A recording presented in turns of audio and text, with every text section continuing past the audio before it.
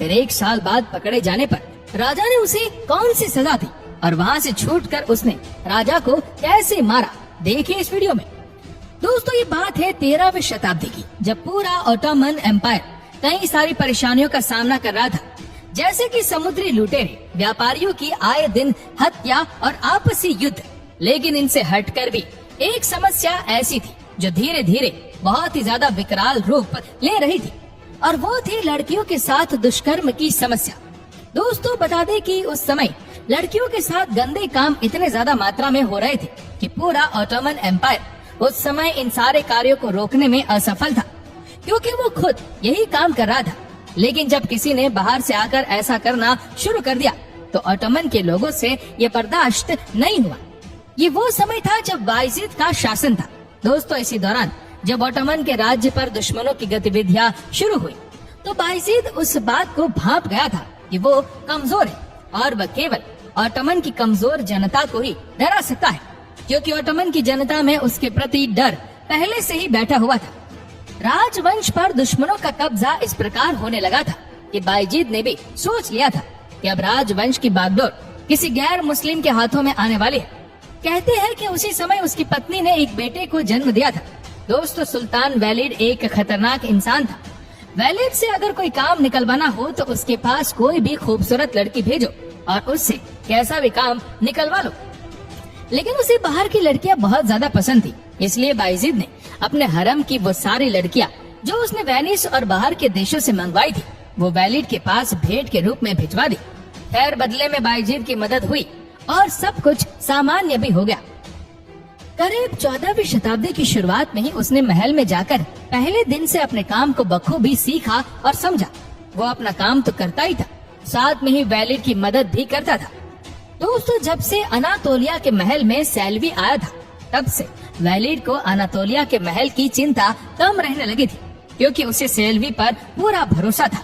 इसलिए अब वैलिड अधिकतर कॉन्स्टेंटिनोपल में रहने लगा था और सिपाहियों के जरिए अनातोलिया की खबर रखता था। कुछ दिनों तक तो सब कुछ ठीक रहा, लेकिन जब सैल्वी को इस बात का पक्का यकीन हो गया था कि वैलिड अब इस महल में कभी कभी ही आएगा, तो सैल्वी ने अपना असली रंग दिखाना शुरू कर दिया। वो दिन भर तो काम करता रहता है, लेकिन रात होते ही वे अपने असली रंग में आ जाता है और जिन कमरों में सुल्तान यानी कि वैलिड की कुछ बीवी और रखेल रहती थी वहाँ पर घूमता था। सैल्वी उन कमरों में झांकने की कोशिश करता और देखता कि वो क्या कर रही है, और महल में सिपाहियों इसलिए उसे कुछ नहीं कहते थे, क्योंकि वो जानते थे कि वैलिड ने ही उसे यहाँ गवर्नर के पद पर रखा है। एक रात टहलते टहलते सैल्वी को काफी देर हो गई। सुबह के करीब 3 बजे उसने ध्यान दिया कि कुछ लड़कियां जो कि वैलिड की रखेल थी वो अपने कमरे में काफी हंस रही है और जोर जोर से बातें कर रही है कि आज तो मजे होंगे, इनाम मिलेंगे और कई दिनों की थकान मिट जाएगी। ये बात सैल्वी को कुछ समझ नहीं आई और वो कमरे के पास गया और झांकने की कोशिश की। उसने देखा कि अंदर करीब 8 से 10 लड़कियां बिना कपड़ों के बैठी थी और एक दूसरे के शरीर पर चंदन रगड़ रही थी। वो चंदन इतना खुशबूदार था कि उसकी महक लगते ही सैल्वी का मन ऐसा किया कि मानो अभी वो कमरे के अंदर कूद ही जाएगा।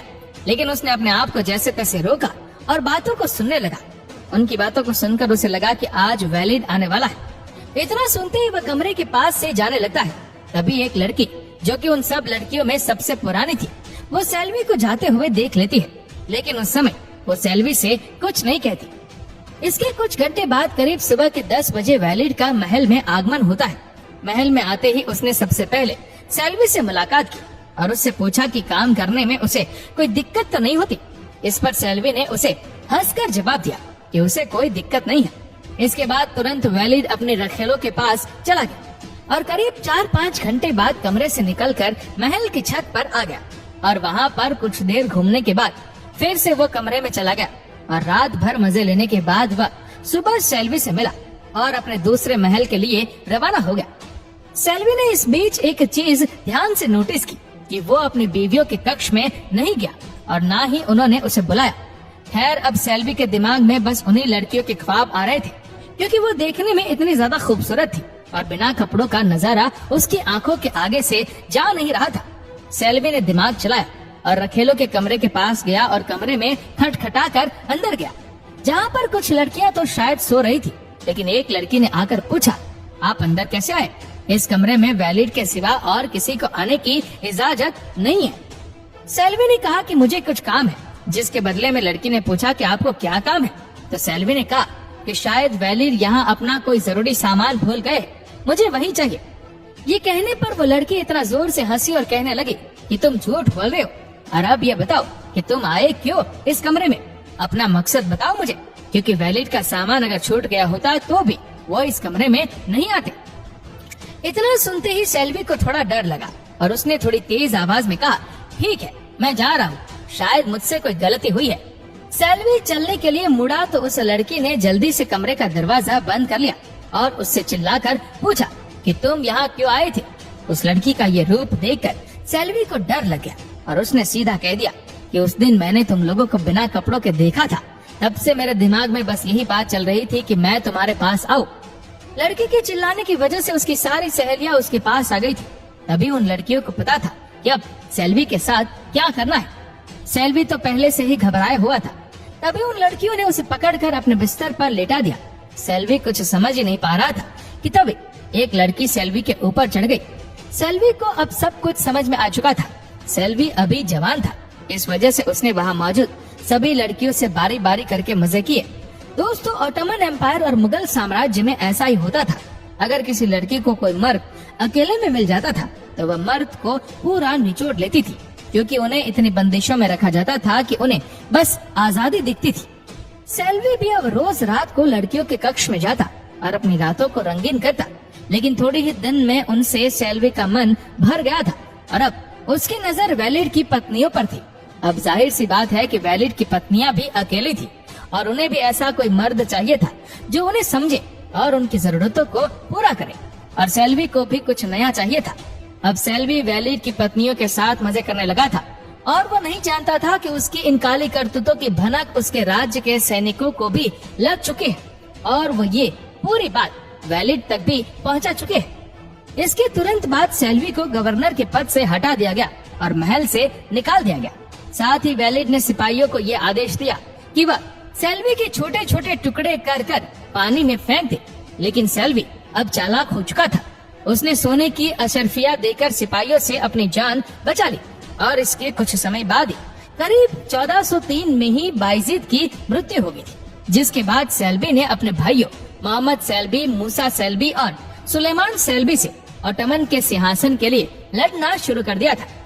सेल्वी ने अपने दो भाइयों मोहम्मद और मूसा को तो हराकर उनसे उनका पूरा राज्य छीन लिया था, लेकिन सुलेमान को वो नहीं हरा पाया क्योंकि उसके साथ वो वैलिड था।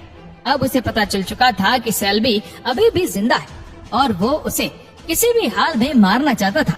लेकिन तभी सेल्वी ने चालाकी दिखाई और वैलिड की पत्नी का सहारा लिया और उसे वैलिड को जहर देकर मारने के लिए कह दिया। उसके बाद वैलिड की पत्नी ने वैलिड को धोखे से जहर देकर मार दिया। सेल्वी अब वैलिड की सभी बीवियों को अपने साथ रखने लगा था। वैलिड के मरते ही उसने सुलेमान को भी हरा दिया था और ऑटोमन अब उसके हाथों में आ गया था। सब कुछ हाथ में आ जाने के बाद सेल्वी दिन भर शराब पीता, मांस खाता और रात होते वह लड़कियों में मगन हो जाता है, जिसकी वजह से उसका साम्राज्य खत्म होता जा रहा था।